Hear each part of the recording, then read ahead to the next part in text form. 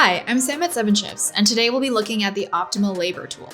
The Optimal Labor Tool helps you make hourly scheduling decisions based on data, so you stay within your labor targets. There are a few requirements to use the Optimal Labor Tool. You'll need to integrate your POS, have at least 15 weeks of integrated sales data, have at least 15 weeks of scheduling data, and have at least 50 receipts per day. You may also need to upgrade your current plan. Once you have those, make sure to set your labor percentage targets.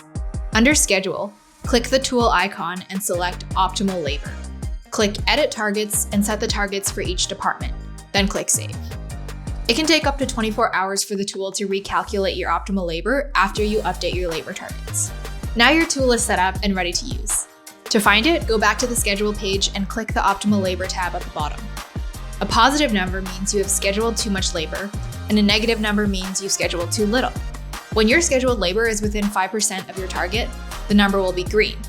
If it's red, that means your scheduled labor is more than 5% above or below target.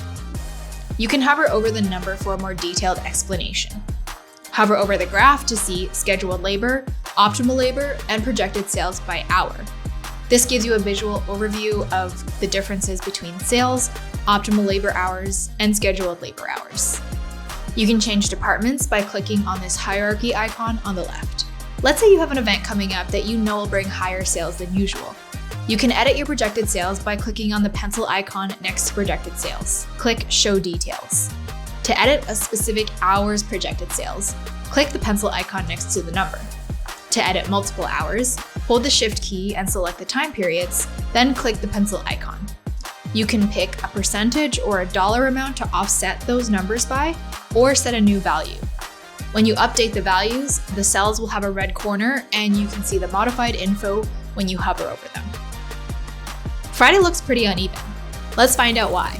I can hover over the number at the bottom and click View Day, or click on Friday in the calendar.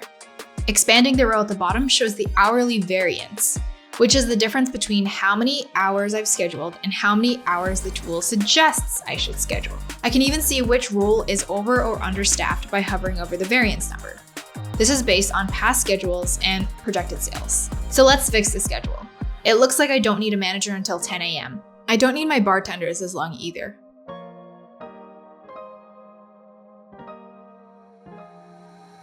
I'm going to shift my host to start and end earlier and send my server home a little earlier. And it looks like I do need my manager a little longer. Let's go back to the schedule page and voila, Friday is green. There you have it. The Optimal Labor Tool makes recommendations on the best number of hours to schedule based on your past sales and scheduling data, so you have the right amount of staff for each shift. To learn more and to troubleshoot, head to our knowledge base at kb.7shifts.com.